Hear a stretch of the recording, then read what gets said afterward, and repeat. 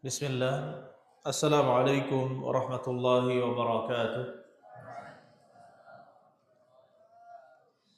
Innal hamdalillah nahmaduhu wa nasta'inuhu wa nastaghfiruh wa natubu ilayh. Wassalatu wassalam ala nabiyil Mustafa Muhammadin wa ala alihi wa sahbihi ajma'in wa ba'd. Ya ayyuhalladzina amanu taqullaha haqqa tuqatih wa la tamutunna illa wa antum muslimun. يا أيها الذين آمنوا اتقوا الله وقولوا قولا سديدا يصلح لكم أعمالكم ويغفر لكم ذنوبكم ومن يطع الله ورسوله فقد فاز فوزا عظيما وبعد. Ayyuhal ikhwan rahimani wa rahimakumullah. Pada hari ini kita lanjutkan kajian kita membahas kitab Bahjatu Qulubil Abrar wa Qurratu Uyunil Akhyar fi Syarhi Jawami'i Al-Akhbar, yang ditulis oleh Syekh Abdurrahman As-Sa'di atau As-Sa'di. Dan kita memasuki hadis yang ketiga, Al-Haditsus Tsalits, hadis yang ketiga.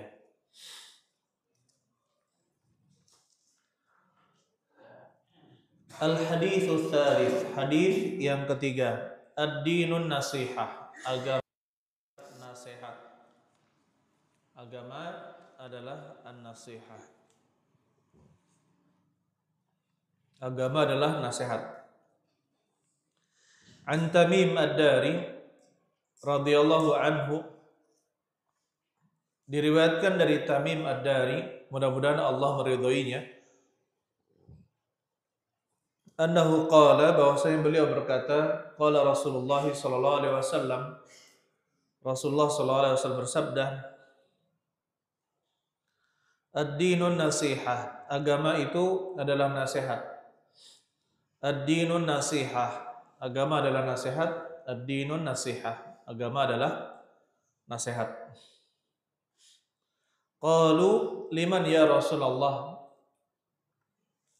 mereka berkata, kepada siapa ya Rasulullah? Qala, beliau mengatakan, lillahi wali kitabihi wali rasulihi wali a'immatil muslimina wa ammatihim, rawahu Muslim. Kepada siapa ya Rasulullah? Beliau menjawab, lillahi, kepada Allah, wali kitabihi, kepada kitabnya yaitu Al-Quran, wali rasulihi, dan juga kepada rasulnya, wali a'immatil muslimin, dan kepada pemimpin-pemimpin kaum muslimin. A'immah itu jamak dari imam.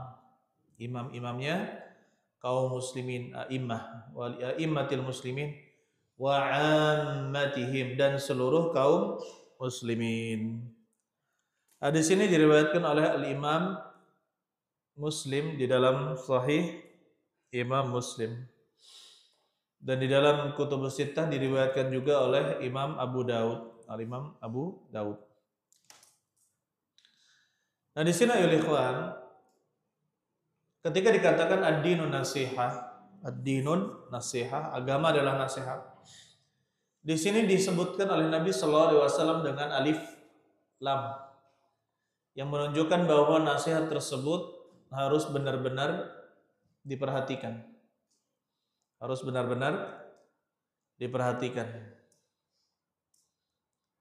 Maksud dari an-nasihah adalah memenuhi hak. Memenuhi hak.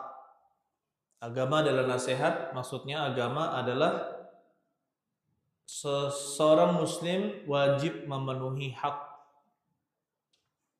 Oleh karena itu para sahabat mengatakan, liman ya Rasulullah, kepada siapa memenuhi haknya? Memenuhi hak siapa? Maka kata Allah Subhanahu wa taala, lillahi, dan seterusnya, yaitu memenuhi haknya Allah, hak kitab Allah, hak-hak Rasul Allah, hak-hak para pemimpin Allah, para pemimpin kaum muslimin, dan juga kaum muslimin secara keseluruhan. Baik.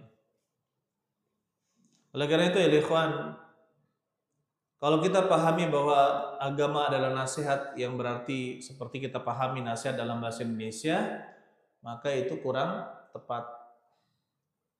Karena dimaksud dengan nasihat di sini adalah al-qiyam atam bil huquq, ya, menjalankan atau memenuhi secara sempurna hak-hak. Kita baca dulu dari buku ini.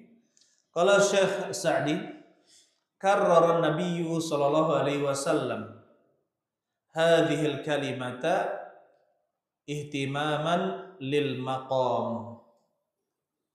Karrara, mengulangi, Nabi sallallahu alaihi wasallam mengulang-ulangi hadhil kalimah, kalimat ini yaitu ad-dinun nasiha ihtimaman lil maqam, karena beliau sangat perhatian dengan posisi beliau saat itu, posisi beliau pada saat berbicara. Wa irsyadan lil ummah, dan untuk membimbing umat. Wa irsyadan lil ummah, dan untuk membimbing umat,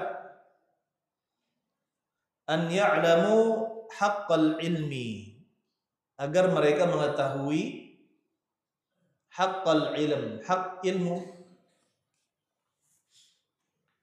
Anna dina kullahu, bahwasanya agama itu seluruhnya, zahirahu wa batinah, baik yang zahir maupun yang batin, munhasirun fi an-nasihah, dia terkumpul pada kata an-nasihah. Jadi semuanya itu terkumpul pada satu kata, agama seluruhnya terkumpul pada satu kata, yaitu apa? An-nasihah. Agama adalah nasihat. Maksudnya apa? Wahiyal qiyamut tam, dia adalah menjalankan secara sempurna bihadhil huquqil khamsah, akan hak-hak yang 5 ini. Kelima hal yang akan disebutkan itu memiliki hak, sehingga setiap orang harus memperhatikan hak-hak dari yang 5 disebutkan ini. Mulailah Syekh Sa'di menyebutkan tentang nasihat, ya, untuk Allah, nasihat untuk kitabnya, nasihat untuk Rasulnya, nasihat untuk para pemimpin kaum muslimin. Kemudian terakhir beliau menyebutkan tentang nasihat kepada seluruh kaum muslimin. Fan nasihatu lillah, adapun nasihat untuk Allah, memenuhi hak Allah Subhanahu wa taala dengan cara apa? Al-i'tirafu bi wahdaniyatillah. Al-i'tiraf yaitu mengenal, mengetahui akan keesaan Allah, bi wahdaniyatillah, akan keesaan Allah Subhanahu wa taala. Wa tafarrudihi bi sifatil kamal, dan menyendirinya Allah, wa tafarrudihi, menyendirinya Allah, bi sifatil kamal, dengan sifat-sifat kesempurnaan, ala wajhin, dengan cara atau dengan wajah, tapi maksudnya di sini dengan hal, la yusyarikuhu fiha musyarik, yang tidak bisa disaingi, ya, fiha musyarik, siapapun yang ingin menyainginya, biwajhin munal wujuh, bagaimanapun caranya, biwajhin minal wujuh, maksudnya bagaimanapun caranya, dengan satu wajah dari wajah-wajah, maksudnya bagaimanapun caranya. Wal qiyamu, dan menjalankan apa haknya, bi'ubudiyatihi, menjalankan hak peribadatan kepadanya, ubudiyatihi, peribadatan kepadanya, zahiran wa batinan, baik yang zahir tampak wa batinan, maupun tidak tampak. Wal inabatu ilaihi kulla waqtin bil ubudiyah, dan kembali kepada Allah kulla waqtin, setiap waktu, bil ubudiyah, dengan beribadah, wa talabi, dan juga meminta atau berusaha meminta kepada Allah raghbatan wa rahbatan. Raghbatan dengan penuh harap, raghbah disertai usaha. Raghbah penuh harap disertai dengan usaha. Rahbah penuh ketakutan disertai dengan usaha. Raghbah artinya penuh harap disertai dengan usaha. Sedangkan rahbah adalah ketakutan, rasa takut disertai dengan usaha. Maksudnya usaha untuk apa? Menghindari apa yang ditakuti. Ma'at taubati wal istighfar, disertai dengan taubat dan istighfar, meminta ampun, meminta pengampunan ad-daim, yang terus menerus. Li'anna al-'abda la budda lahu min at-taqsir fi syai'in min wajibatillah. Li'anna al-'abda, karena seorang hamba itu la budda lahu min at-taqsir, pasti la budda lahu min at-taqsir, mengalami taksir. Ya, pasti tidak bisa sempurna. Taksir itu tidak bisa sempurna. Fi syai'in min wajibatillah, pada sesuatu dari kewajiban Allah Subhanahu wa taala. Pasti ada saja waktu di mana dia tidak bisa sempurna melaksanakan perintah. Awit tajarru ala ba'dil muharramat, atau terkadang tajarru, dia berani. Tajarru itu berani.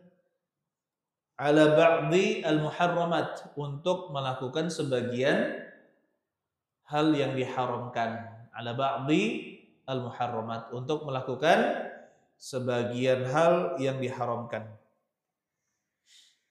Wa bitaubati al-mulazimah, dan disertai dengan taubat al-mulazimah, yang terus menerus.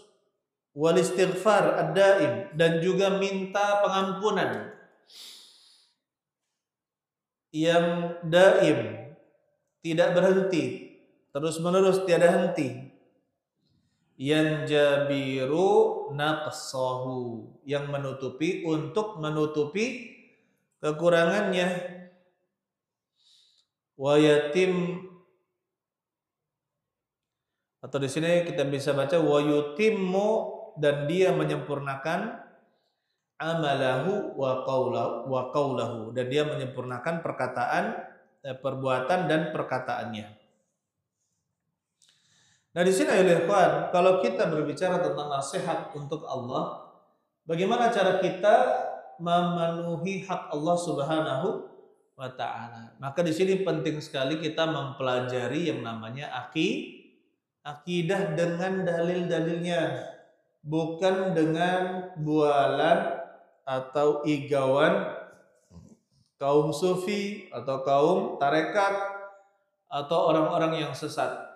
Mereka mensifati Allah ya bukan dengan dalil, tetapi dengan perasaan atau prasangka. Apa yang tidak ada dalilnya, maka itu hanya prasangka. Sedangkan berkata atas nama Allah tanpa ilmu, itu adalah dosa yang sangat besar. Wa antaqulu 'alallahi ma la ta'lamun, dan kalian mengatakan tentang Allah apa yang kalian tidak ketahui, itu termasuk dosa yang besar. Berbicara tentang Allah, Allah itu begini, Allah itu begitu, tidak boleh kita berbicara tentang Allah tanpa ilmu. Oleh karena itu bab al-asma' sifat, sebagaimana disebutkan oleh para ulama, bab tentang nama-nama dan sifat Allah itu tauqifiyah, hanya terhenti pada dalil, tidak ada majal lil ijtihad fiha, tidak ada tempat untuk berijtihad dalam penetapan nama-nama dan sifat Allah Subhanahu wa taala. Dia tauqifiyah, terhenti pada dalil. Apa yang Allah sebutkan dan juga Rasulnya, maka kita tetapkan. Apa yang Allah Subhanahu wa taala sebutkan, maka kita imani. Dan tidak ada manusia yang lebih paham tentang Allah kecuali siapa? Nabi Muhammad SAW. Oleh karena itu jika datang dalil yang menyebutkan tentang Allah, ya, di sana terdapat sifat-sifat Allah Subhanahu wa taala yang disampaikan oleh Rasulullah sallallahu alaihi wasallam, maka wajib kita imani. Sebagaimana jika Allah dan Rasulnya menafikan sifat, ya, seperti la ta'khudhuhu sinatu wala naum. Allah tidak mengantuk dan tidak tidur. Lam yalid wa lam yulad. Allah tidak melahirkan dan tidak dilahirkan. Berarti kita tetapkan Allah tidak memiliki sifat itu. Seperti kezaliman. Ya, ini haramtu zulma ala nafsi. Saya mengharamkan kezaliman pada diriku. Berarti Allah mengharamkan kezaliman pada diri Allah Subhanahu wa taala. Apa yang Allah nafikan, maka kita nafikan. Apa yang Allah tiadakan pada diri Allah, maka kita tiadakan. Kemudian yang ketiga, yang tidak ada dalilnya, maka kita tawakuf. Kita apa? Berdiam diri, tawakuf. Serahkan pada Allah Subhanahu wa taala, kita tidak tahu. Katakan Allahu a'lam. Allahu a'lam. Baik. Nah, di sini ya ikhwan rahimani wa rahimakumullah, itu nasihat kepada Allah Subhanahu wa taala. Begitu pula peribadatan harus ikhlas, hanya mengharapkan wajah Allah Subhanahu wa taala. Seorang ketika dia tidak sempurna atau masih kurang dalam memenuhi kewajibannya sebagai seorang muslim, baik melaksanakan kewajiban dia ternyata tidak melaksanakannya, atau menghindari perbuatan yang haram tetapi masih dia kerjakan, apa yang kita lakukan? Harus segera bertaubat. At-taubatu itu artinya kembali. Maksudnya kembali kepada Allah, menghadap kepada Allah dengan ketaatan. Itu namanya taubah. Al-inabah sama al-inabah, at-taubah itu sama. Kemudian al-istighfar. Istighfar itu mohon pengampunan.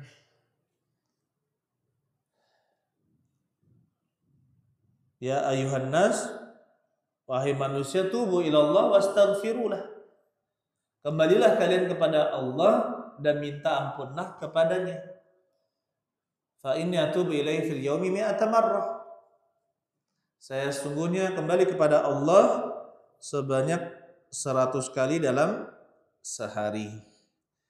Maka seorang muslim sudah seharusnya bertaubat kepada Allah Subhanahu wa taala. Baik. Kemarin saya bertemu dengan seorang dai yang perhatian dengan sahabat tunarungu yang tidak bisa mendengar. Jadi beliau bisa bahasa isyarat. Jadi bagaimana ditanya kepada sahabat muslim yang tunarungu. Ada salah satu di antara mereka bilang, alhamdulillah, pakai bahasa isyarat gitu ya. Saya tidak akan diadab dengan telinga saya. Karena saya tidak memiliki pendengaran. Ya, dan ini adalah karunia dari Allah. Sementara kita mungkin tetangganya nyetel musik. Kita pada satu saat kita mengingkari itu. Tapi pada satu saat mungkin kita sedang lalai, kok enak. ini kalau sudah sampai kok enak, udah dosa itu. Iya kan? Hati kita naik turun. Hati kita naik turun. Apalagi yang suka berkendaraan, jalan-jalan, baru keluar rumah, ada orang astagfirullah. Astagfirullah. Ternyata di kanan kiri gimana astagfirullahnya nih? Di depan juga ada. Kalau pertama maka tidak mengapa. Tapi di depan terus astagfirullah, astagfirullah. Gimana? Nah, kalau sampai jawabannya kok enak, ini hati-hati. Jadi dosa. Makanya kita kadang ayo ikhwan, kita selalu beristighfar kepada Allah Subhanahu wa taala. Kalau kita bisa hilang dari dosa-dosa fisik kita misalkan, belum tentu kita bisa selamat dari dosa hati kita, ya. Maka penting sekali kita bertaubat kepada Allah Subhanahu wa taala. Amma nasihatu li kitabillah, adapun nasihat kepada kitab Allah yaitu Al-Qur'an, fa bihifzihi, maka dilakukan dengan cara menghafalnya, wa tadabburihi, dan juga mentadabburinya, merenungi, memahami dengan dalam makna-makna yang terkandung dalam Al-Qur'an. Jadi nggak apa-apa, Pak. Ibu-ibu sekalian, hafalkan Al-Quran meskipun tidak hafal. Kalaupun tidak hafal, maka tetap tercatat pahala membaca Al-Quran dan pahala menghafal Al-Quran. Ya enggak? Ada sendiri pahalanya. Karena dia membaca Al-Quran dan juga menghafal Al-Quran. Baik.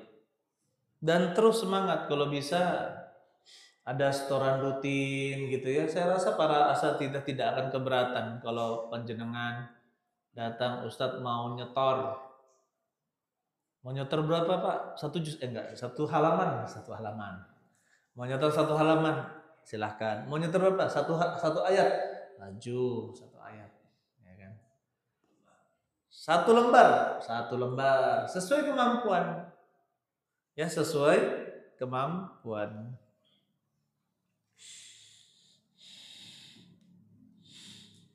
Kemudian selanjutnya watadabburihi, dan memahami, merenungi maknanya.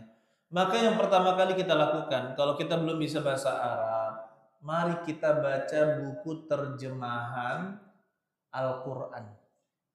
Terjemahan Al-Quran itu yang kita pelajari, sehingga kita setidaknya ketika orang mengucapkan bahasa Arab kemudian diterjemahkan, kita tahu bahwa ini ada di dalam Al-Quran. Ini ada di dalam Al-Quran. Ya setidaknya seperti itu seorang muslim. Tapi kalau penuntut ilmu, jangan. Penuntut ilmu dinaikkan lagi. Oh, ini ada dalam tafsir Ibnu Katsir. Seperti itu, ya. Dan kalau membaca tafsir Ibnu Katsir, baca ringkasannya terlebih dahulu.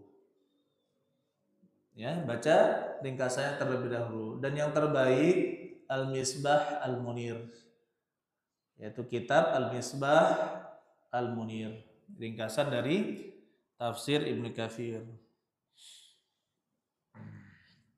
Kemudian yang kedua, Allah alam bisawab, yaitu Umdatut Tafsir, ringkasan Umdatut Tafsir. Kalau Al-Misbah Munir itu karangan Syekh Safi Rahman Al-Mubarakfuri. Ringkasan dari timnya Syekh Abdurrahman Al-Mubarakfuri. Beliau yang membimbing para peneliti untuk meringkas tafsir Ibnu Katsir. Tahu tidak siapa yang meringkas? Orang-orang India. Mereka bukan orang-orang Arab, orang-orang India. Sampai sekarang kitab Al-Misbah Al-Munir itu menjadi kurikulum di SMA Universitas Islam Madinah. Dan itu juga kita pakai jadikan kurikulum di Pondok Darul Quran wal Hadis. Ya. Untuk di sini sengaja kita tidak jadikan kurikulum, kenapa? Karena fokusnya masih menghafal. Tapi kita pelajari buku yang lain untuk tafsirnya. Baik. Yang kedua adalah Umdatut Tafsir. Umdatut Tafsir itu diringkas oleh siapa? Syekh Ahmad Syakir. Ya, Syekh Ahmad Syakir menyebutkan dalam syarat peringkasan beliau bahwa beliau hanya memilih hadis yang paling rendah derajatnya hasan. Jadi kalau misalkan kita melihat sebuah hadis di dalam Umdatut Tafsir, ringkasan tafsir Ibnu Katsir, maka itu hadisnya paling minim dihasankan oleh Syekh Ahmad Syakir, seorang ahli hadis di Mesir. Begitu pula Al-Misbah Al-Munir. Al-Misbah Al-Munir, apabila kita dapat hadis di sana, itu syarat penyusunnya, peringkasnya sama. Tidak memasukkan di dalamnya kecuali hadis yang paling sedikit, yang paling rendah adalah hadis yang hasan.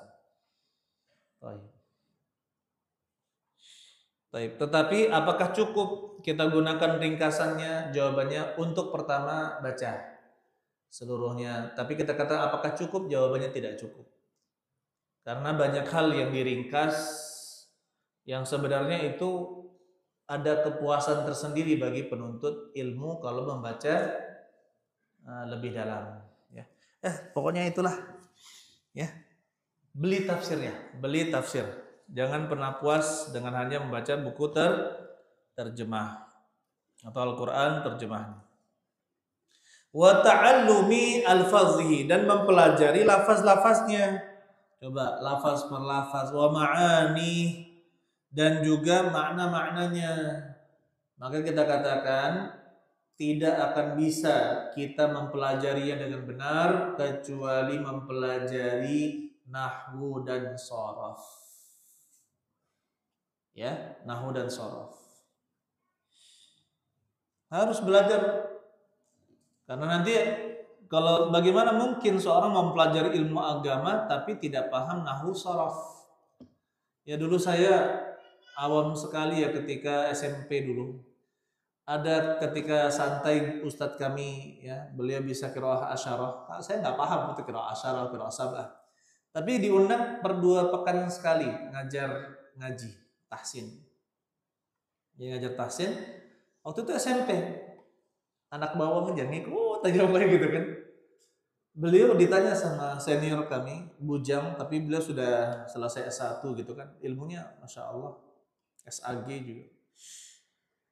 Beliau bagaimana cara menghafal kok bisa sampai qiraah sabah, kata beliau. Ya pertama harus rajin, ketika makan juga murojaah, ketika jalan murojaah. Ya kadang kita makan seperti ini sambil mengingat ayat, kata beliau. Terus mau tidak mau harus belajar nahwu shoraf, kata beliau. Bahasa Arab, kata beliau. Karena beliau belajar di Mesir. Beliau belajarnya di Mesir.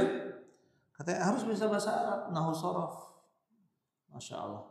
Kenapa? Dan ternyata setelah kita mempelajari qiraat, memang ya seperti perbedaan aula mastumun nisa dengan aula mastumun nisa.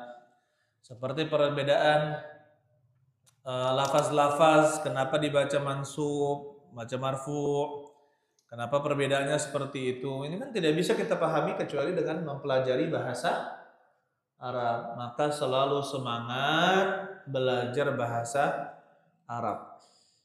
Dulu ada seorang ya yang menghina salah satu ustadz kita di Palembang. Karena dia berbeda manhaj seperti itu ya. Perbedaan beliau dengan kita, katanya, ilmunya dia dengan kita. Karena kesombongan ini hanya bahasa Arab. Hanya bahasa Arab. Astagfirullah. Saya bilang, kalau sudah perbedaannya bahasa Arab, itu bagaikan langit dan bumi. Ya, itu sudah bagaikan langit dan bumi. Kita yang pernah mempelajari bagaimana bahasa Arab dan keilmuan dengan tahapan-tahapan seperti itu. Bahasa Arab itu tidak bisa dianggap remeh. Ya, dia sangat sombong mengatakan perbedaan kita ini dengan dia, ya Ustadz kita, itu bahasa Arab saja. Astagfirullah, saya bilang. Ya, itu sudah menunjukkan kejahilan terhadap apa? Ilmu. Karena tidak mungkin kita mempelajari ilmu yang mendalam kecuali dengan bahasa Arab. Tidak mungkin. Dan itu yang ditekankan selalu oleh para guru kita. Para guru kita selalu menekankan itu, dan ternyata setelah kita jalani itu semua benar. Tidak mungkin kita belajar ilmu, memahami dengan benar kecuali dengan bahasa Arab. Coba bayangkan, apabila penulis salah satu hadis, dia salah dalam mengharokati. Ternyata kita yang nggak bisa bahasa Arab menghafalkan dan mengikuti kesalahan tersebut. Padahal kesalahan itu menurut orang yang bisa bahasa Arab tingkat dasar itu jelas salah. Ya. Itu jelas salah. Seperti misalkan ra'aitul qamara dibaca ra'aitul qamari. Di harokatnya itu ditulis ra'aitul qamari. Itu kan fatal. Anak-anak pemula dalam bahas nahwu itu pun paham bacanya ra'aitul qamara bukan ra'aitul qamari.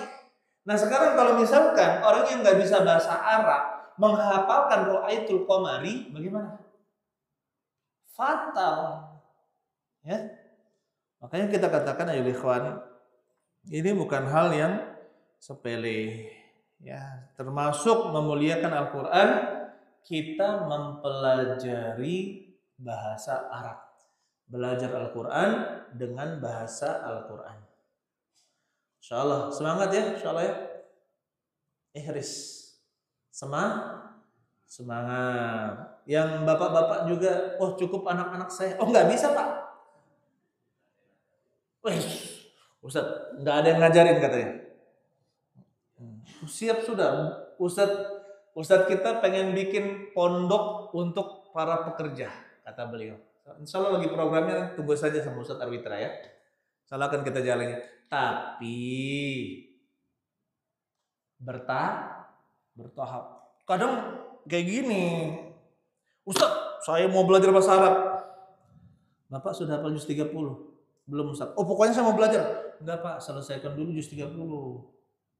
Oh gitu harus ya? Ya enggak harus sih, cuma juz 30 dulu. Akhirnya apa? Tahsin juz 30 belum selesai, ngapalnya juga belum selesai. Akhirnya apa? Ketika buka bahasa Arab nggak bisa istiqomah. Makanya kata saya kemarin ya, pendaftaran pertama 34, mundur 3, tinggal 4. 3-nya ini hilang ya, tinggal 4, berarti 30 ya. Itu kenyataan di mana-mana gitu. Kenapa? Kan saya sudah bilang, hafalkan dulu, tahsinkan dulu, nanti ada tingkatannya. Ya, inilah namanya bertahap. Belajar itu dengan tadarruj.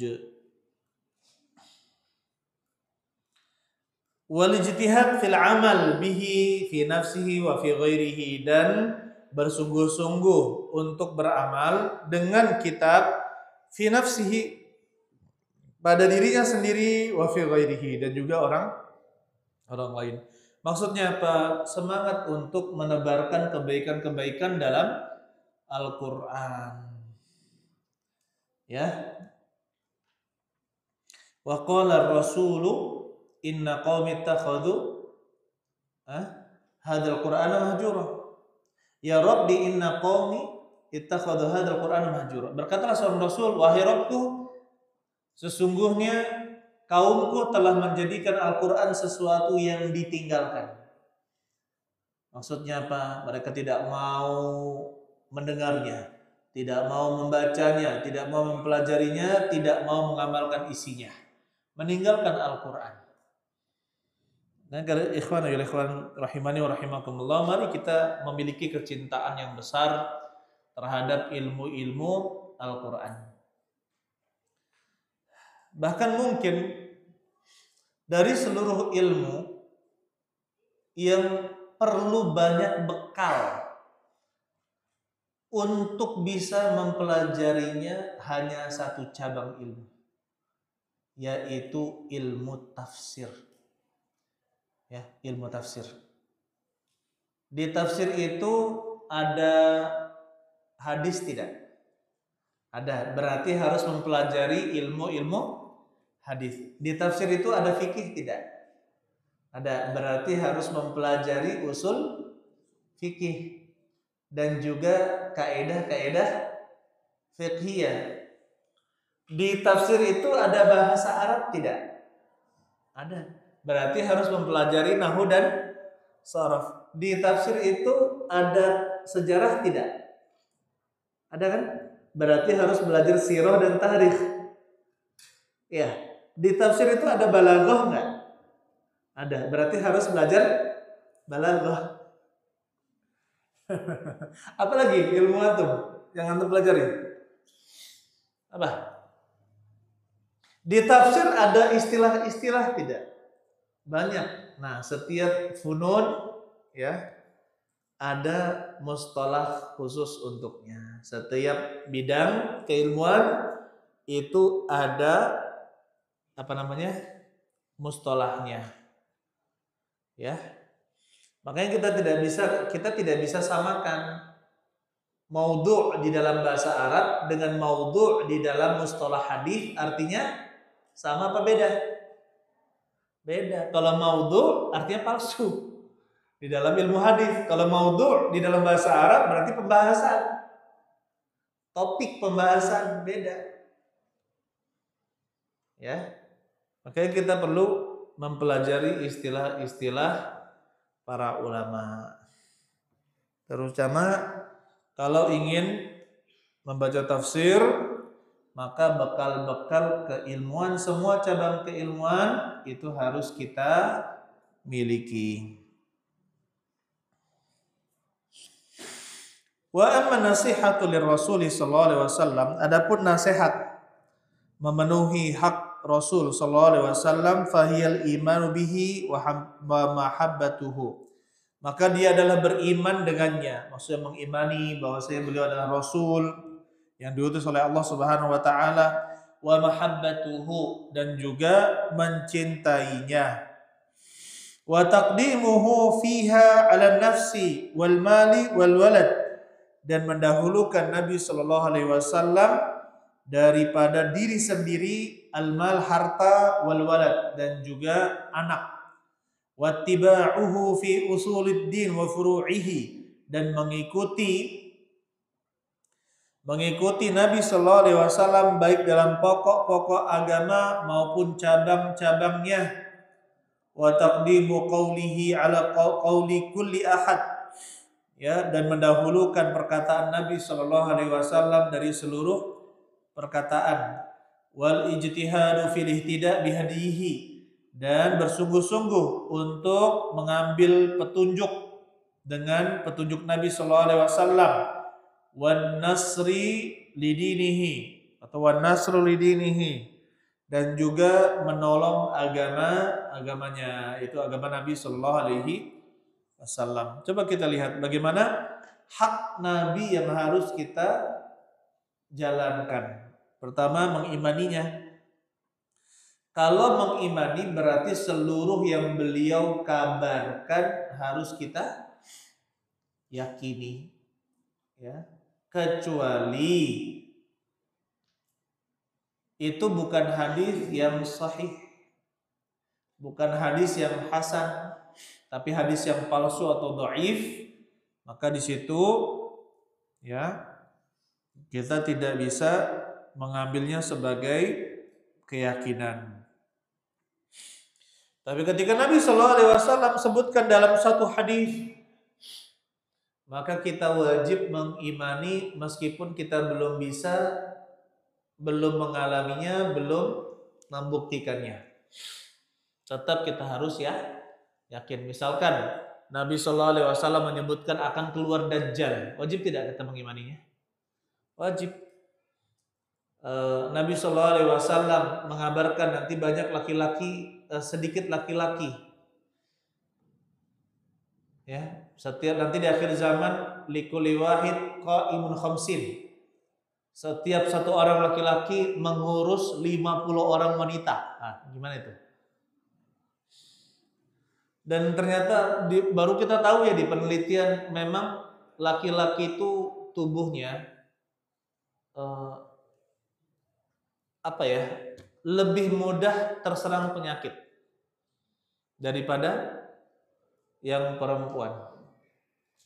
Dan itu terbukti. Jadi daya tahan wanita, entah Allah alam apakah ada wabah yang membunuh para lelaki ataukah nanti ada peperangan sehingga jumlahnya sangat sedikit. Ya, seperti itu. Terus apa?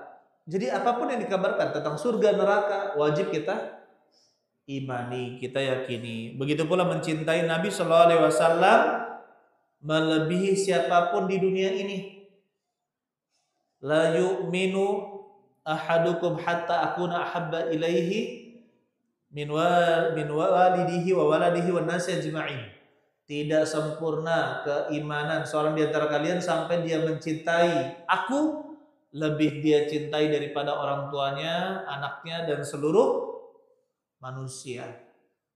Ya. Kita harus mencintai Nabi melebihi seluruh manusia.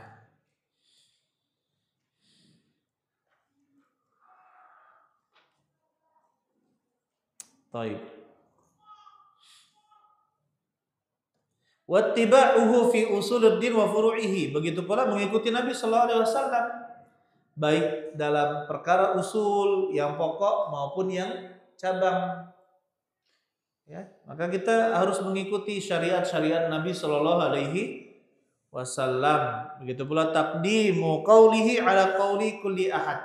Mendahulukan perkataan beliau dari perkataan selainnya dan bersungguh-sungguh melaksanakan petunjuk Nabi sallallahu alaihi wasallam ya tanpa mengikuti petunjuk yang lainnya, kemudian mengikuti menolong agama ini. Jadi intan surullaha yansurkum wa yutsabbit aqdamakum. Kata Allah Subhanahu wa taala, jika kalian menolong Allah, maka Allah akan menolong kalian dan mengokohkan kaki-kaki kalian.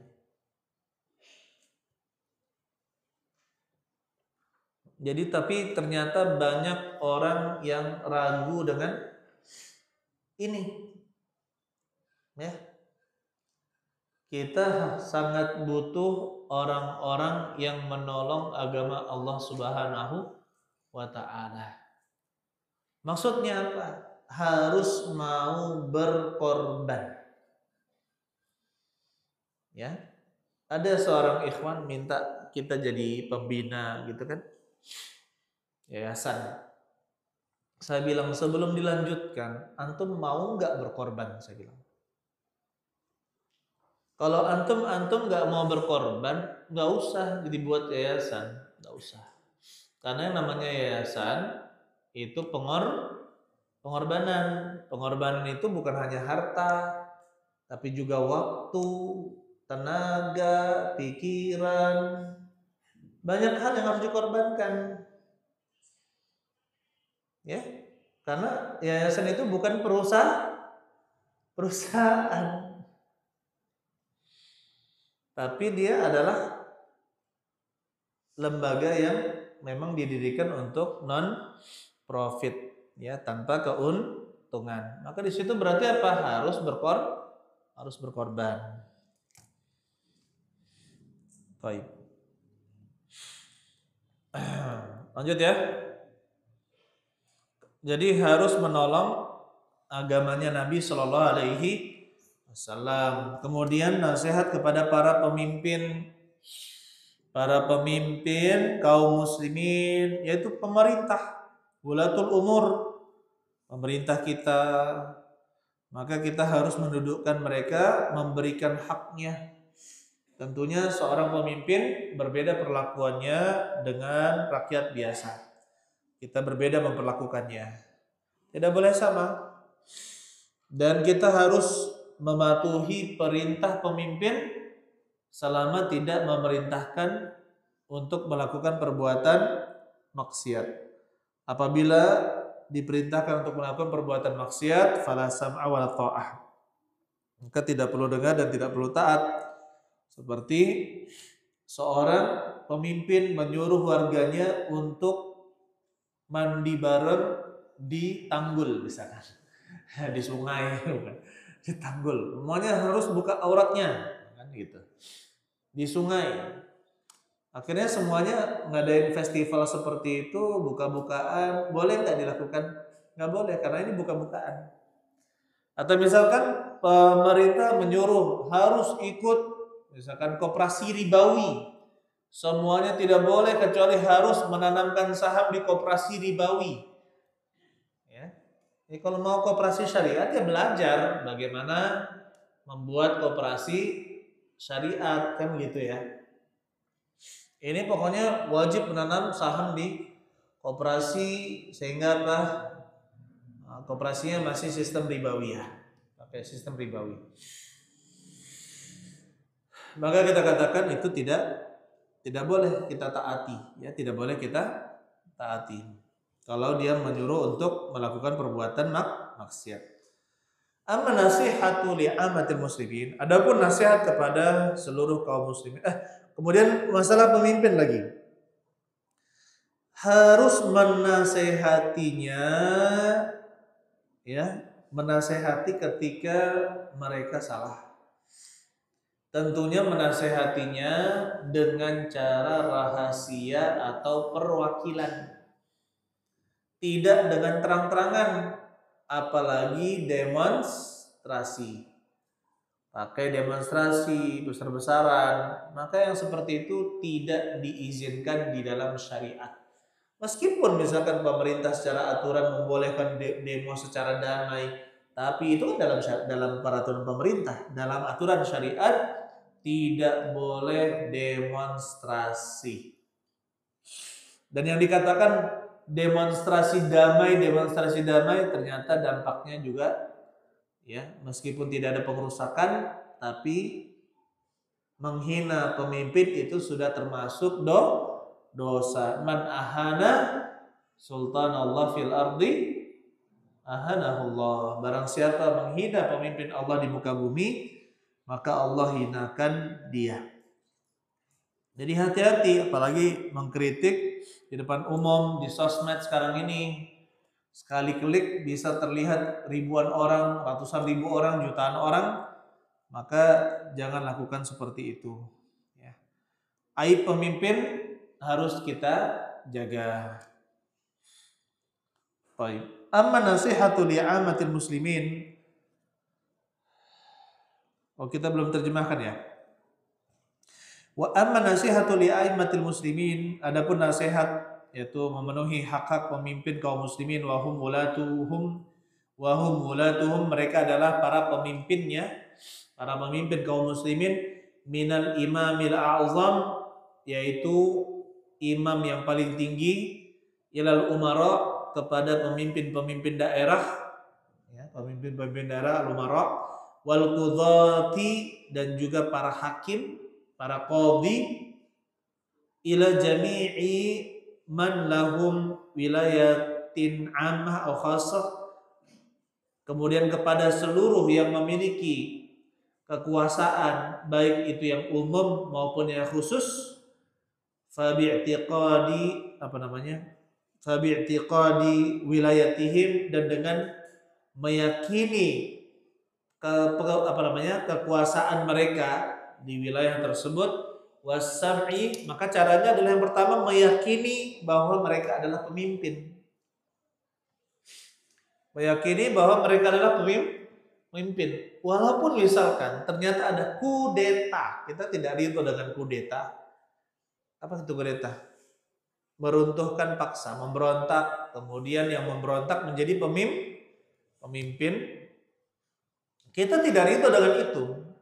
Tetapi kalau ternyata kepemimpinan memang sudah dipegang oleh pemberontak, ya, maka mau tidak mau kita sudah menjadikannya sebagai dia adalah seorang pemimpin. Nah, memberontak selanjutnya itu akan menumpahkan darah.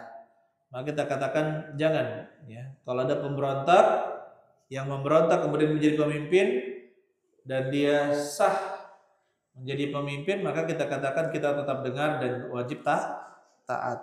Fabi'tiqadi wilayatihim, yaitu caranya adalah dengan meyakini kekuasaan mereka. Wasam'i wa ta'ah, begitu pula dengan dengar dan taat lahum kepada mereka. Wa hathan nas, dan mengajak menasehati manusia. Hathi, menyarankan kepada manusia ala dzalik, untuk melakukan itu. Wa badli ma yastati'uhu min irsyadihim, dan meluangkan apa yang dia mampu, memberikan apa yang dia mampu lakukan untuk membimbing mereka, membimbing para pemimpin. Wa tanbihihim, dan juga mengingatkan mereka ila kulli ma yanfa'uhum wa yanfa'un nas, mengingatkan mereka untuk melakukan yang bermanfaat untuk mereka dan bermanfaat untuk manusia. Wa ilal qiyami biwajibihim, dan untuk melaksanakan kewajiban mereka. Jadi pemimpin itu punya kewajiban. Nah, kalau pemimpin tidak menjalankan kewajiban mereka, maka mereka akan ditanya oleh Allah Subhanahu wa taala. Adapun kita sebagai rakyat atau ra'iyah, apabila pemimpin tidak melakukan kewajibannya, kita akan ditanya apa yang menjadi kewajiban kita. Ya. Pemimpin misalkan tidak adil, itu akan ditanya, kenapa tidak adil? Nah, kita akan ditanya, kenapa kamu memberontak? Kenapa kamu menghina pemerintah? Kenapa kamu menjelek-jelekkan pemerintah depan umum? Itu yang akan ditanya oleh Allah Subhanahu wa ta'ala atas perbuatan menyimpang kita. Baik, lanjut ya. Wa amma nasihatu li'amatil muslimin, adapun nasihat kepada seluruh kaum muslimin, fa bi an yuhibba lahum ma yuhibbu li nafsi, maka dengan cara mencintai mereka, ya, bi an yuhibba lahum, mencintai untuk mereka, mencintai kebaikan untuk mereka. Itu yuhibba lahum, mencintai kebaikan untuk mereka, ma yuhibbu li nafsi, sebagaimana dia mencintai untuk dirinya sendiri. Wa yakraha lahum ma yakrahu li nafsihi, dia benci keburukan menimpa mereka. Wa yakraha lahum, dia benci keburukan menimpa mereka. Ma yakrahu li nafsihi, apa yang dia benci sebagaimana dia benci jika itu menimpa dirinya. Ya. Jadi kalau di sini wa yakrahu asyarra, membenci keburukan.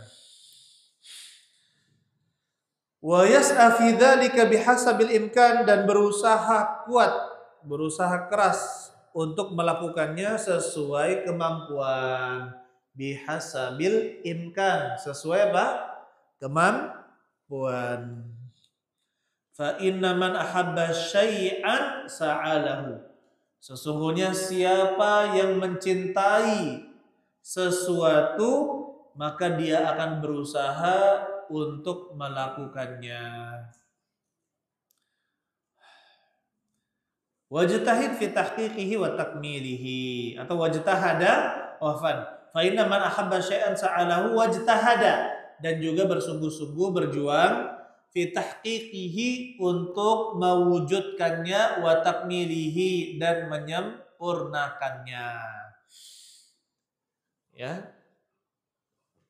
coba kalau orang mau menikah, tadi saya hadir di pernikahan, ya. Hadir di pernikahan. Ternyata yang perempuan minta emas 3 suku. Lumayan ya 3 suku. Wih, berapa 3 suku ya? Cobalah ini yang adik-adik ini biar paham berapa itu 3 suku. Tadi dia minta 3 suku. Saya kira tadi 1 suku, ternyata 3 suku. 6,7 ya? Coba 6,7 gram kali 3. 20 gram emas. Sekarang 1 gram hari ini 2,3 juta. Naik. Allah musta'an. Ya. 20,1. Kalau kalikan 2 saja 2 juta. Jadi 40 juta. Hanya untuk apa? Ya, mahar. Tapi sudah kepalang cinta. Ya. Sudah solehah, jamilah, baido, ya misalkan. Berjuang nggak? Berjuang kan? Kerja dulu, dia mengumpulkan uang, nabung, ya kan? Bahkan minum kalau bisa minum yang dari keran, bukan beli di botol, gitu kan? Biasanya beli es krim, ya? Ini nggak lagi beli es krim. Biasanya jajan di mall, sekarang goreng sendiri, misalkan gitu. Ngemat. Itu namanya apa Ustaz Haji? Berjuang. Kenapa? Karena ada yang dituju agar bisa sempurna. Qabil tu nikah, kan gitu ya? Saya terima nikahnya, kan gitu. Kenapa orang mau berjuang? Karena sudah mahabbah, cinta. Belum lagi pintaan, nggak bahasa kita pintaannya ya. Kalau bahasa Kalimantan jujuran, kalau bahasa Sulawesi panai. Beda-beda ya.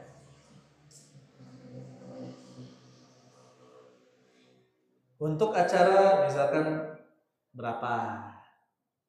Sekian. Berjuang nggak kira-kira? Bujang ini untuk memenuhi itu namanya berjuang sama. Kalau kita menginginkan kebaikan untuk umat ini, maka kita berusaha berjuang untuk mereka. Ya, caranya bagaimana? Diambil sebab-sebab.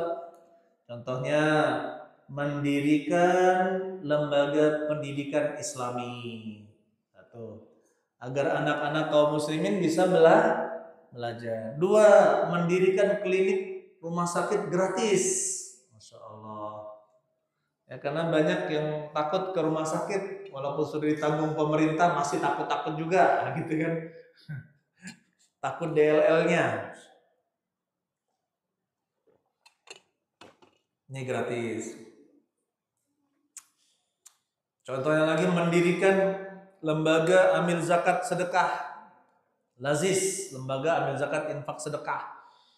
Bagus nggak? Bagus. Ini aja kalau kita lihat nih, Belitang nih, sawahnya Masya Allah, wakeh banyak. Ya kan? Coba, setiap pemilik sawah bayar zakatnya. Kalau yang seperti ini 10% nih, karena dia tinggal buka keran ya. Atau pakai hujan. Nah itu 10%. Kapan panen, sisihkan 10%, ya, salurkan ke orang miskin.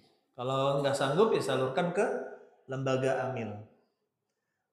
Coba kita lihat.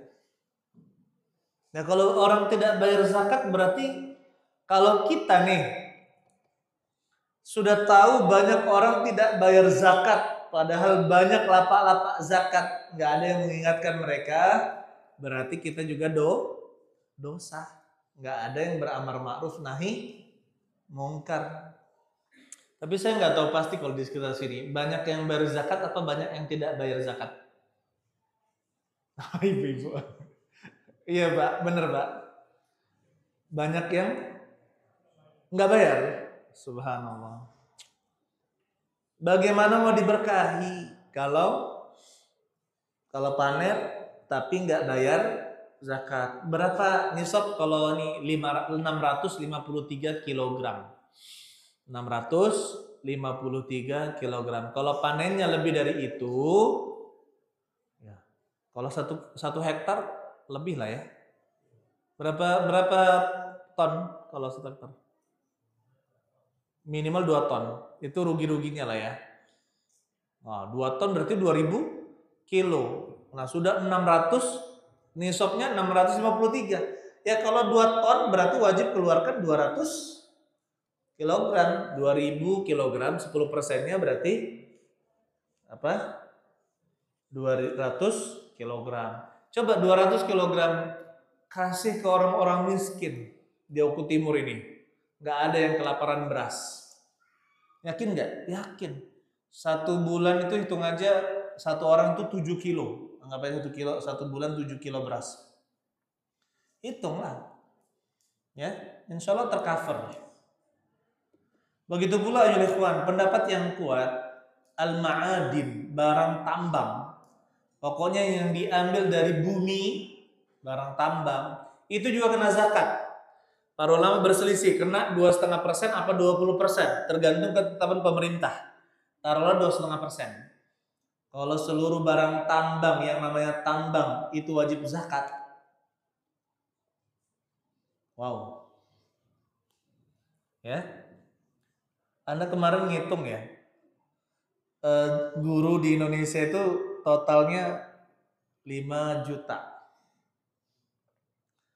4 juta atau 5 juta guru di Indonesia. Kalau semuanya digaji 10 juta, itu ya cuma 50 triliun. Ya kan? Sedangkan barang tambang kita kalau dikeluarkan 2,5%-nya saja, ya muntah emas mungkin itu guru itu kalau gitu, ibaratnya gitu. Ya kan? Kalau misalkan apa?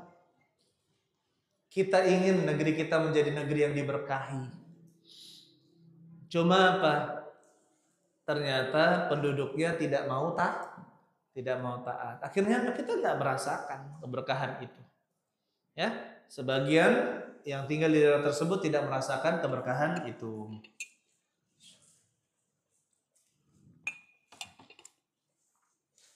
Jadi orang yang mencintai kaum muslimin, menginginkan kebaikan pada mereka, pasti akan berpikir, waduh, di sini kok orang-orangnya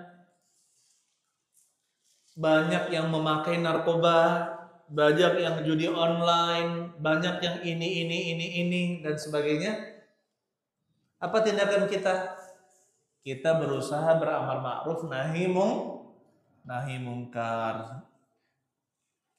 Yang tadinya kita tidak melakukan apa-apa, kemudian melakukan apa-apa, butuh perjuangan nggak? Butuh perjuangan. Maka di sini ya ikhwan, tenang saja, insya Allah innallaha la yudhi'u ajral muhsinin. Sesungguhnya Allah tidak akan menyia-nyiakan balasan untuk orang yang berbuat baik. Pegang kata-kata saya ini, itu dari ayat Allah Subhanahu wa taala. Allah tidak akan menyia-nyiakan orang yang berbuat baik. Ya. Baik. Lanjut. Fan Nabi sallallahu alaihi wasallam fassara nasihata bihadhil umur al-khamsah. Nabi sallallahu alaihi wasallam menafsirkan nasihat dengan 5 hal ini. Allati tashmulu, yang mencakup al-qiyam bi huquqillah, yaitu menegakkan, menjalankan, memenuhi hak-hak Allah, wa huquqi kitabihi, dan juga hak-hak kitabnya, wa huquqi rasulih, dan juga hak-hak rasulnya, wa huquq jami'il muslimin, Ya, begitu pula hak-haknya seluruh kaum muslimin ala ikhtilafi ahwalihim wa tabaqatihim, dengan segala bentuk perbedaan keadaan-keadaan mereka dan tabaqat mereka, tingkatan-tingkatan mereka. Fashamala dzalika ad-dina kullah, maka itu mencakup seluruh agama. Walam yabqa minhu syai'un, dan tidak tersisa darinya sedikit pun, illa dakhala fi hadzal kalam, kecuali masuk ke dalam perkataan ini, yaitu ad-dinun nasihah al-jami' al-muhit, yang mana perkataan itu mencakup dan melingkupi seluruhnya. Wallahu a'lam. Masya Allah.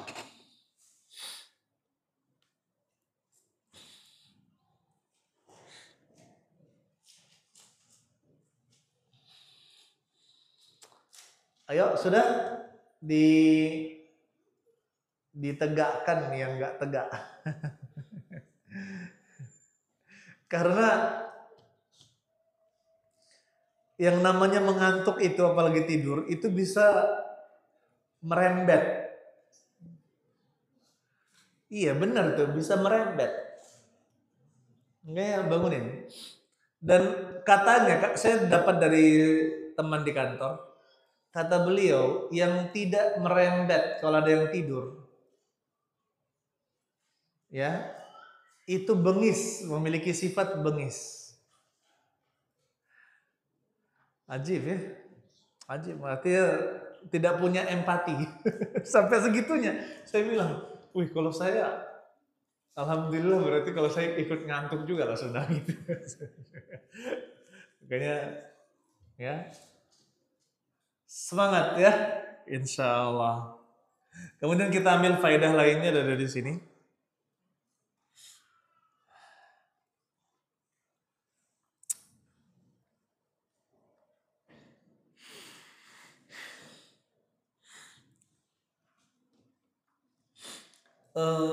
Di sini oleh ikhwan terdapat faedah bahwasanya ibarat atau kata, ungkapan yang diucapkan oleh Nabi Sallallahu Alaihi Wasallam itu umum, ya, itu sangat umum, sehingga berlaku di setiap zaman dan juga di setiap tempat. Jadi dimanapun kita berada, maka hadis ad-dinun nasihah itu bagaimana? Tetap bisa dipraktekkan. Contohnya, kita pergi ke Papua, banyak orang beragama, agama apa? Non-Islam, ya enggak? Pergi ke pulau yang banyak non-Islamnya juga. Apa yang pertama kali kita lakukan? Bagaimana menampakkan keindahan Islam. Jadi ada salah satu daerah penampungan yatim duafa di daerah minoritas, 2% saja kaum musliminnya di sana. Cuma 2%. Jadi ketika itu motornya lagi, dia mampir, ada seorang bapak-bapak mampir. Dia mampir, kemudian ternyata disuguhi teh, disuguhi makanan, sesuatu yang menurut kita ya sudah wajar lah, ada tamu, ada orang yang singgah, kita kasih disuguhi makanan. Ternyata itu membuat sang bapak tadi kagum terhadap pengurus markas tersebut, markas yatim duafa. Akhirnya apa? 2 anaknya yang masih usia sekolah dimasukkan ke tempat sana, nitip tolong diajari. Tapi Pak, di sini untuk orang Islam saja. Ya nggak apa-apa, anak saya masuk Islam.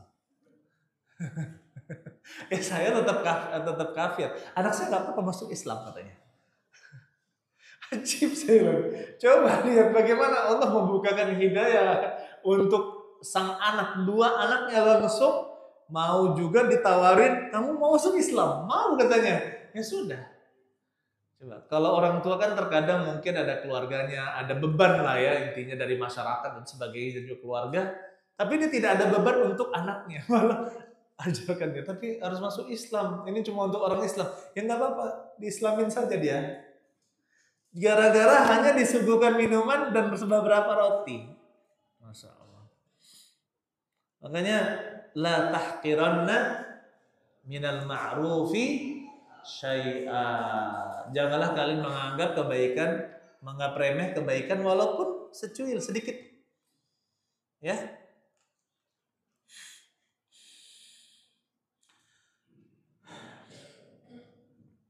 Kemudian ya ikhwan, bisa tidak kita memenuhi seluruh hak di dalam ad-dinun nasihah tanpa mempelajari ilmu? Gak mungkin. Kalau kita mau memenuhi seluruh hak lillahi wa likitabi li rasulillah umatil muslim wa ammatil muslimin, maka otomatis kita harus belajar. Jadi di sini ada yang tersirat. Ad-dinun nasihah. Tidak akan mungkin kita memenuhi nasihat tersebut kecuali dengan belajar agama ini. Baik.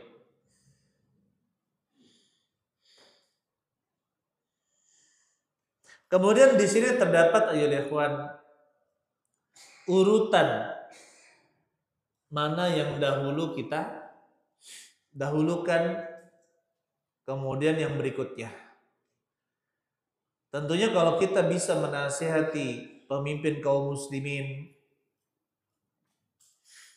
ya dengan cara yang hikmah tanpa membuatnya marah, apalagi menasihatinya terang-terangan, kemudian terjadi perubahan, maka manfaatnya itu bisa meluas.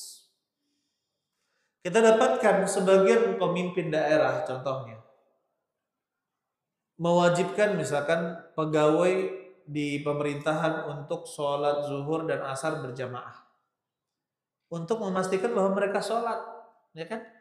Kenapa? Kalau zuhur asar saya bisa berhujjah di hadapan Allah. Adapun 3 waktu sholat yang lainnya itu sudah bukan urusan saya, urusan masing-masing. Jadi zuhur asar diwajibkan pegawai pemerintahan itu sholat.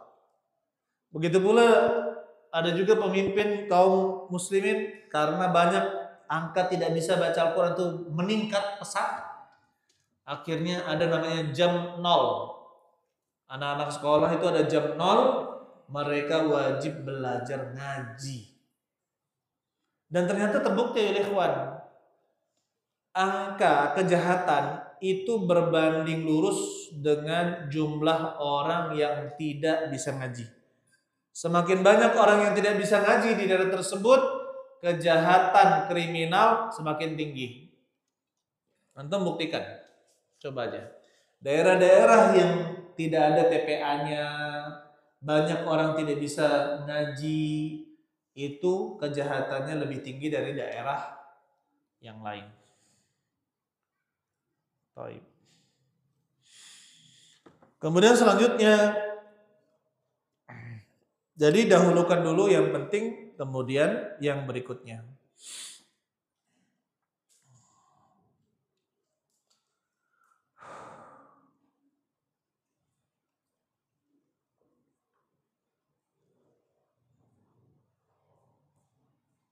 Di dalam hadis ini terdapat faidah juga. Kalau nasihat itu harus dilakukan oleh seorang muslim, maka lawan dari nasihat seperti al-ghish wal khiyanah, berbuat curang atau berkhianat, maka itu haram dilakukan oleh seorang muslim. Begitu pula kita juga mendapatkan faidah bahwasanya kita hidup ini juga harus memperhatikan kaum muslimin yang lain, ya. Jangan hanya memikirkan diri sendiri. Apa yang bisa kita lakukan maka harus kita lakukan.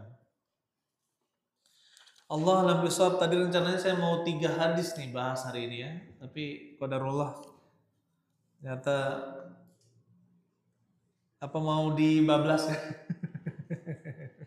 Kita buka pertanyaan saja. Silakan. Silakan. Ada pertanyaan kita buka. Pertanyaan lisan dulu, nanti pertanyaan tulisan. Yang ibu-ibu pakai tulisan aja Bu ya.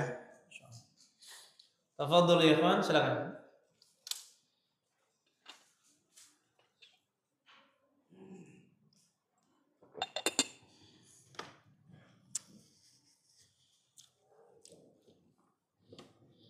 Baik, silakan.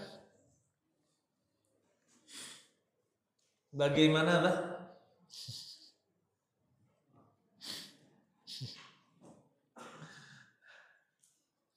Bagaimana proses ta'aruf syar'i, gitu ya?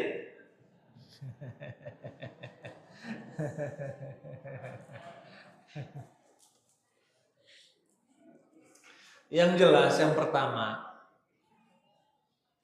kalau antum sudah siap proses, berarti antum sudah siap akad nikah. Kalau belum siap, berarti antum mempermainkan wanita. Kita disuruh untuk membahagiakan kaum muslimin, ini malah menyakiti hati kaum muslimin. Baik. Gitu, itu pertanyaan antum bukan?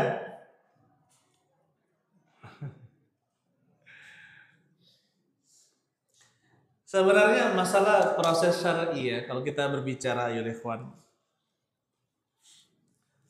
Untuk wanita yang mencarikan itu walinya. Ya. Kalau dia punya anak gadis, maka bapaknya atau misalkan kakaknya. Kakaknya mencarikan, yang penting keluarganya mencarikan untuk wanita yang ditanggungnya. Kemudian untuk laki-laki maka berusaha mencari info melalui perantara, bukan cari di sosial media, apalagi di TikTok. Mi, setuju nggak Mi kalau ini di TikTok ini lagi gini? Ini dia yang di TikTok ini. Nah, TikTok kan.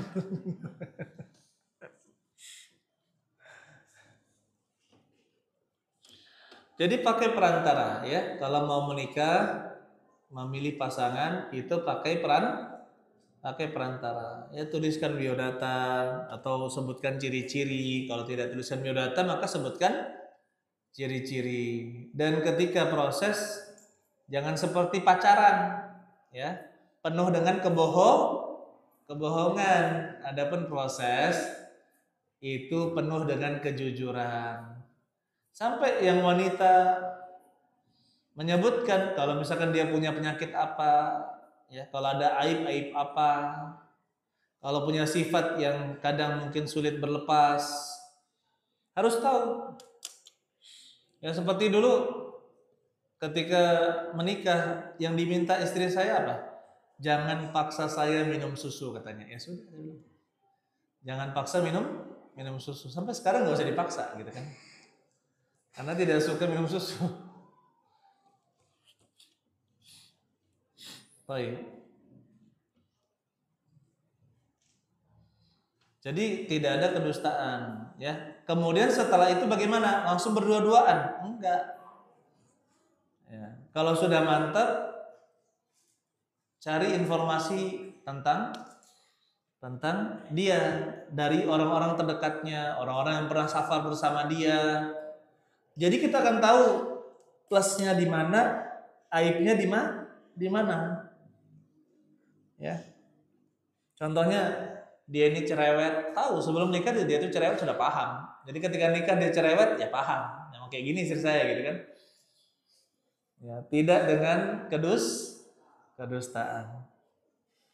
Ini setelah menikah baru tahu, Masya Allah jadi macan lepas katanya. Allah musta'an. Ya kenapa? Karena ketika sebelum nikah, Masya Allah kucing, ya kan, lembut sekali, bohong gitu kan. Pas sudah nikah baru ketahuan ternyata macan, ya, nggak benar juga. Begitu yang laki-laki juga tidak perlu bohong, ya, masalah penghasilan, masalah ini, masalah itu, Cuma saya juga nasihatkan kepada bapak-bapak yang punya anak gadis ya. Jangan terlalu idealis, harus punya kerjaan ini, punya kerjaan itu. Kenapa? Karena masalah rezeki itu sudah diatur oleh Allah Subhanahu wa taala. Makanya kalau memang dari keluarga mampu misalkan, ya, perempuan itu dari keluarga mampu, insya Allah nanti setelah menikah Allah juga mampukan. Allah juga mampukan dia, insya Allah.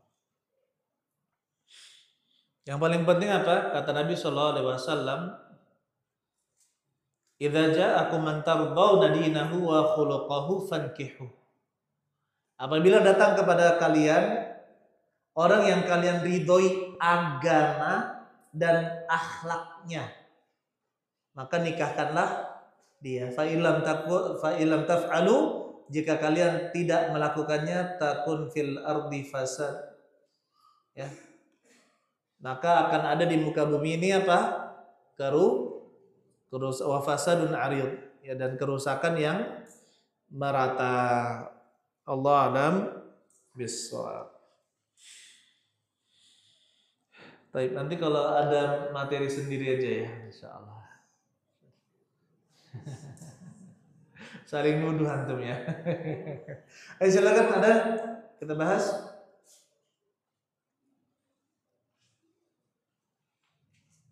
Monggo bapak-bapak, ibu-ibu sekalian.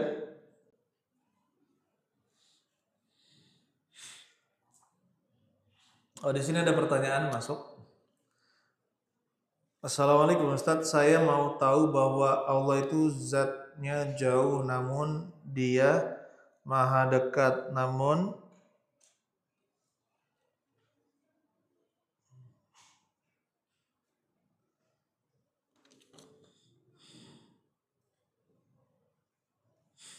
jahit. Jadi masalah fa ini qarib, sesungguhnya aku dekat. Kemudian Ar-Rahmanu 'alal arsy istawa, Ar-Rahman berada di atas arsy. Ayo ikhwan, arsy itu adalah makhluk Allah yang paling besar. Dan Allah berada di luar arsy. Masalah bagaimana Allah berada, Ar-Rahmanu 'alal arsy istawa, itu jangan dikiaskan dengan seorang duduk di atas kursi, seorang berdiri di atas mimbar, naik di atas genteng, atau berada di atas gunung. Itu semua artinya istawa. Itu artinya istawa ala, berada di atas. Nah, Allah tentunya berbeda dengan makhluk. Nah, kita katakan bagaimana cara istiwa Allah? Kita katakan Allahu a'lam. Kita tidak tahu. Dan bagaimana Allah itu dekat, wa huwa ma'akum aina kuntum, ya, dan dia bersama kalian dimanapun kalian. Maksudnya adalah muraqabatullah, pengawasan Allah bi'ilmihi wa sam'ihi wa basarihi, dengan ilmu Allah, pendengarannya, penglihatannya. Maka dimanapun kita, maka itu dekat bagi Allah Subhanahu wa ta'ala. Allah mengetahui semua yang kita lakukan. Seperti itu ya. Jadi tidak ada pertentangan dengan Allah Subhanahu wa ta'ala berada di atas arsy. Dan ini juga mengingkari keyakinan bahwa Allah berada di mana-mana. Tidak benar. Allah sendiri mengatakan, kata Allah Subhanahu wa, kata Rasulullah sallallahu alaihi wasallam, hijabuhun nur. Hijab Allah Subhanahu wa taala adalah cahaya. Lau kasyafahu, kalau seandainya cahaya Allah itu penghalangnya itu dibuka, maka la ahraqa man taha ilaihi basarahu min khalqihi, maka akan membakar seluruh apa yang dilihat oleh Allah Subhanahu wa ta'ala. Berarti kenapa? Ada hijab antara kita dengan Allah berupa apa? Cahaya. Maka orang yang mengatakan Allah berada di mana-mana, maka dia telah dalam kesalahan yang nyata. Apalagi yang mengatakan kita tidak boleh mengatakan Allah di atas arsy, Allah di atas atau di bawah, ya, menunjuk arah itu tidak boleh. Padahal kita katakan Nabi sendiri Shallallahu Alaihi Wasallam menunjuk ke arah atas, para sahabat juga demikian.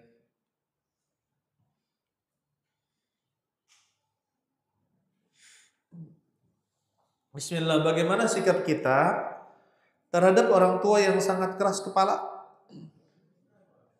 dan tidak mau menerima nasihat kita dan tidak pernah setuju dengan pilihan kita, padahal pilihan tersebut adalah pilihan yang berdasarkan syariat. Ini tentang apa ya? Tentang apa ini? Tentang pasangan ya? Oh iya, tentang pasangan.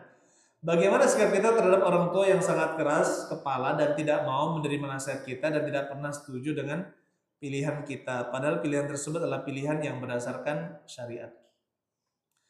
Ayyuhal ikhwan rahimani wa rahimakumullah. Ya. Kalau pilihan orang tua itu adalah sesuatu yang haram. Contohnya, kamu harus menikahi siapa? Orang yang tidak sholat itu. Dia cantik, dia kaya, tapi tidak sholat. Ini kan sesuatu yang tidak baik. Maka tidak boleh taat kepada orang tua, karena kita yang mau menikah, dan itu tidak baik dan berbahaya pada diri kita. Tapi kalau misalkan orang tua itu menyarankan untuk menikahi seseorang, maka kita lihat ini perintah ataukah saran, anjuran. Nah, nanti nikahnya sama guru, dengan gitu ya. Kok ketawa? Nikahnya sama guru, pokoknya harus sama guru. Tanya ke orang tua, apakah ini perintah ataukah sekedar saran? Ya, sebagaimana dulu Nabi Shallallahu Alaihi Wasallam menyuruh Barirah untuk, ya, Barirah itu mantan budaknya Aisyah, yang dia itu setelah dimerdekakan maka dia tidak mau bergabung lagi dengan suaminya yang lama, yaitu budak juga. Maka disarankan Nabi Shallallahu Alaihi Wasallam agar menerimanya kembali untuk menikah dengannya setelah dia dimerdekakan. Maka bertanyalah Barirah, ini perintah atau sekedar saran ya Rasulullah? Ya, tidak hanya sekedar saran. Maka kata Barirah, ya, saya tidak mencintainya, saya tidak menginginkannya. Subhanallah. Maka tidak bisa dipaksa. Nah, ini bagaimana lihat Barirah? Takut kalau itu perintah, berarti apa? Perintah itu harus dijalankan. Tapi kalau itu sekadar saran, maka tidak harus dijalankan. Begitu pula dengan wanita, maka kita katakan apabila ada saran dari orang tua, ya kan, untuk kamu mau dilamar sama fulan, lah umur saya baru 18 tahun, saya masih terlalu muda, tapi kan sudah balighah gitu kan, sudah balighah, ya, maka dilihat kalau memang tidak ada pilihan, maka tetap wajib untuk mengikuti perintah dari orang tua. Nah, tapi kalau misalkan kita akan sulit, berat untuk mencintai orang tersebut karena berbagai macam alasan misalkan, maka mintalah berdiskusi lagi, ya, agar orang tua tidak memaksa. Karena memaksakan pernikahan itu juga dilarang di dalam syariat. Allah alam bissawab. Saya rasa cukup pertemuan kita pada hari ini. Mudah-mudahan Allah Subhanahu wa taala memberkahi pertemuan kita, kemudian juga memberkahi tidur siang kita. Gitu ya. Barakallahu fikum jami'an, subhanakallah hamdik, syadallah astaghfiruka wa atubu ilaik. Assalamualaikum warahmatullahi wabarakatuh.